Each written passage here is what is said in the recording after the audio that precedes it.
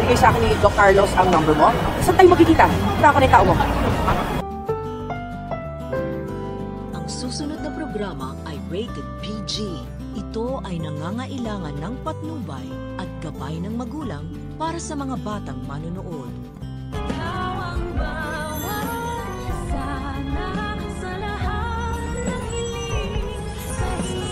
Kaya pwede tayo dyan.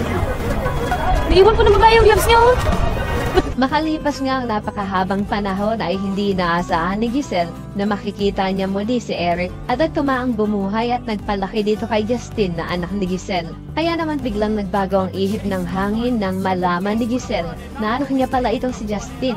At parang pinagsisisihan niya ang ginawa niyang pagsampal dito. At kung sino nga si Eric sa buhay ni Giselle, ayan ang dapat nating abangan. Samantala, tuluyan nang pumayag si Lynette na magpakonsulta dito kay Doc Denise. Pakiramdam niya daw kasi ay para may mga tao lagi na mananakit sa kanya. At feeling talaga ni Lynette na masisiraan na siya ng bait. At matapos nga ang kanilang konsultasyon ay makikita na lang natin ang mag-inang Lynette at Annalyn na nasa Nagoya, Japan na at makikita pa nga din nila doon si Doc Lyndon. Masayang-masaya si Annalyn na magkikwento kay Doc Lyndon ng kanyang experience sa Japan. Masayang-masaya daw si Annalyn dahil first time niyang sumakay ng eroplano at kasama niya pa ngayon ang kanyang nanay na first time din naman na mag-out of the country. Tatanungin naman ni Doc Lyndon si Annalyn kung ano daw unang naiisip nito kapag binababanggit ang bansang Japan.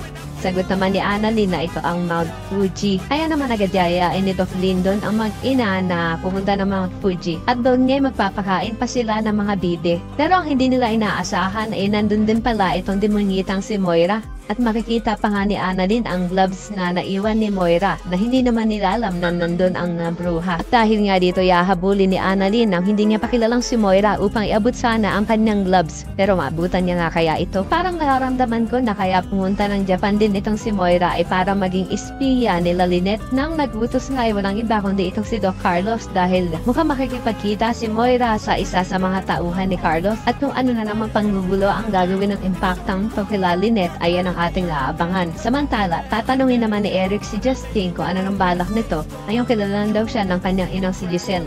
Sabi naman ni Justin na wala daw siyang balak dahil kinalimutan niya na daw at pinatay niya na sa kanyang isipan ang kanyang ina. Kaya naman hoy sa kanan sa mga umaasang sana hindi magtagumpay si Moira sa kanyang balak kila Lynette at Annalyn ay pakilike ang video na ito and don't forget to subscribe. Thanks for watching and see you next time. Bye-bye!